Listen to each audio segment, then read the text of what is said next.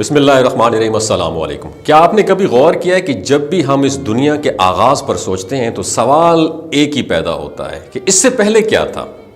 ہماری عقل بار بار ماضی کی طرف جاتی ہے کیونکہ ہم وقت کے قیدی ہیں، لیکن کیا اللہ بھی وقت کا محتاج ہے؟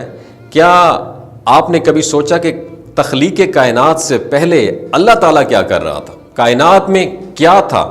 یہ وہ لمحہ تھا جب نہ زمین تھی، نہ آسمان، نہ سورج چمکتا تھا، نہ چاند کی روشنی تھی، نہ سمندر کی لہریں تھیں، نہ پہاڑوں کی چوٹیاں تھیں۔ وقت کا کوئی کانسیپٹ نہیں تھا، مخلوقات کا کوئی نام و نشان نہیں تھا، ہر طرف ایک گہرا سناٹا تھا، ایک ایسا وقت جس کا تصور بھی انسانی عقل کے لیے ممکن نہیں تھا۔ یہ وہی دور تھا جس کے بارے میں ایک دن ایک صحابی نے رسول اللہ صلی اللہ علیہ وآلہ وسلم سے سوال کیا، یا رسول اللہ، کائنات کی تخلیق سے پہلے اللہ کیا کر رہا تھا؟ یہ سوال غیر معمولی تھا، ایک ایسا سوال جو آج کے جدید سائنسدان بھی کرتے ہیں، اور ماہرین فلکیات جن پر تحقیق کر رہے ہیں وہ سب سے بڑی پہیلی جسے سمجھنے کے لیے سائنس 13.8 ارب سال پہلے کے وقت میں جھانکنے کی کوشش بھی کر رہی ہے۔ لیکن اس وقت اس صحابی نے بغیر کسی جدید دور کے آلات یا ریسرچ کے سب سے بڑی حقیقت کے بارے میں سوال پوچھ لیا تھا۔ جب یہ صحابی سوال کر رہے تھے تب ان کے ذہن میں یہ خیال نہیں آیا کہ رسول اللہ صلی اللہ علیہ وآلہ وسلم خود اس وقت کہاں تھے اور ان کا اس معاملے سے کیا کنیکشن ہے۔ ان کا سوال محض اللہ کے بارے میں جاننے کا تھا کہ اللہ اس سے پہلے کیا کر رہا تھا۔ رسول اللہ صلی اللہ علیہ وآلہ وسلم نے نہ تو اس سوال کو ٹالا، نہ ہی یہ کہا کہ میں نہیں جانتا۔ رسول اللہ صلی اللہ علیہ وآلہ وسلم نے اس سوال کا اعتماد کے ساتھ جواب دیا، اور ایسا جواب دیا جو حیران کن بھی تھا اور گہرے رازوں سے پردہ اٹھانے والا بھی تھا۔ اور آپ نے جواب دیا کہ اللہ محو تخلیق تھا۔ یہ جملہ سنتے ہی کئی سوالات ذہن میں آ سکتے ہیں۔ ہوائیں، بادل، جبکہ ابھی تو کچھ بھی تخلیق نہیں ہوا تھا۔ یہاں ہمیں ایک اور بات یاد رکھنی چاہیے کہ قرآن کریم کی وضاحت میں سب سے زیادہ مستند شخصیت حضرت عبداللہ ابن عباس رضی اللہ تعالی عنہ کی مانی جاتی ہے، اور یہ کوئی عام بات نہیں ہے، بلکہ خود رسول اللہ صلی اللہ علیہ وآلہ وسلم نے ان کے لیے دعا کی تھی، یا اللہ اس بچے کو قرآن کی تعویل یعنی وضاحت عطا فرما۔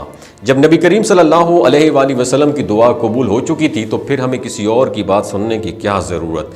جب حضرت ابن عباس رضی اللہ تعالیٰ عنہ سے اس حدیث کی وضاحت پوچھی گئی تو انہوں نے فرمایا کہ یہاں بادل سے مراد وہ ابتدائی کائناتی بادل ہیں جو پانی اور نمی سے بھرے تھے۔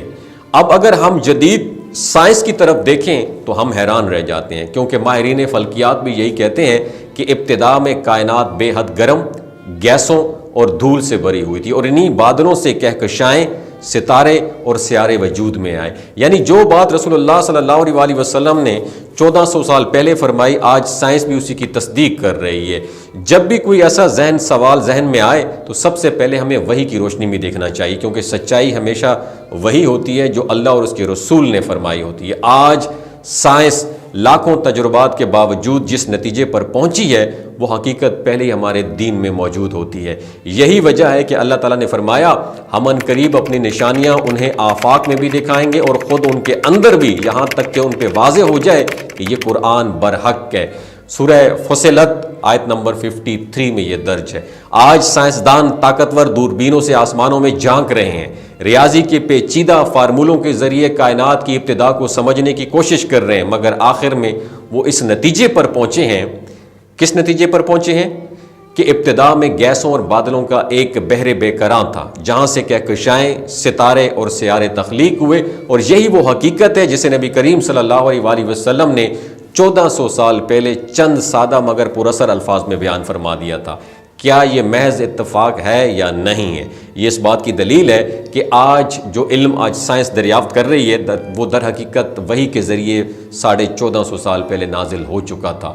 آج کے سائنسدان ہزاروں تجربات اور تحقیقات کے بعد جس نتیجے پر پہنچے ہیں، ہمارے پیارے نبی حضرت محمد مصطفیٰ صلی اللہ علیہ وآلہ وسلم نے وحی کی روشنی میں وہ باتیں آلریڈی ہمیں بتا دی تھیں۔ یہی وہ لمحہ ہے جب ایک مومن کا ایمان اور مضبوط ہو جاتا ہے، اور ہم دیکھتے ہیں کہ ہر سائنسی دریافت، ہر نئی ریسرچ قرآن و حدیث کی سچائی کی گواہی دے رہی ہے، تو ہمیں یقین ہو جاتا ہے کہ ہمارا دین کسی شک و شبے کا محتاج نہیں، بلکہ ایک سراپا حق ہے۔ یہ وہ پیغام ہے، یہ وہ علم ہے جو ہمیں سمجھنا چاہیے، ہمیں آگے پھیلانا چاہیے۔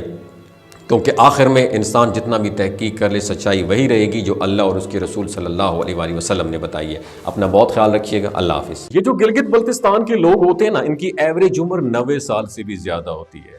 You know why? کیونکہ یہ لوگ شلجیت استعمال کرتے ہیں۔ شلجیت کے اندر 85 منرلز ہوتے ہیں۔